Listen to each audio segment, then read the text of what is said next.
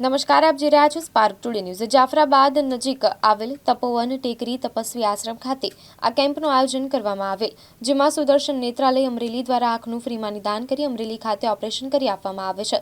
શ્રી તાત્કાલિક હનુમાનજી ગરીબ મંડળ ટ્રસ્ટ જાફરાબાદ આયોજિત વિનામૂલ્યે નેત્ર નિદાન કેમ્પ તેમજ દાંતના રોગનું નિદાન કેમ્પ યોજાયો, તેમજ દાંતના ડોક્ટર પરેશ પોભડિયા એ સેવા આપેલ, જેમાં આજુબાજુ ગામના લોકોએ બહોળી સંખ્યામાં આ કેમ્પનો લાભ લીધેલ, જેમાં ઓપીડી 250 કેસ તેમજ આંખના ઓપરેશન જેવા કે મોતિયો, ઝામર વગેરે માટે 35 દર્દીઓને અમરેલી સુદર્શન નેત્રાલય લઈ જવાયા, તેમજ દાંતના ડોક્ટર દ્વારા 35 જણાને તપાસ કરેલ।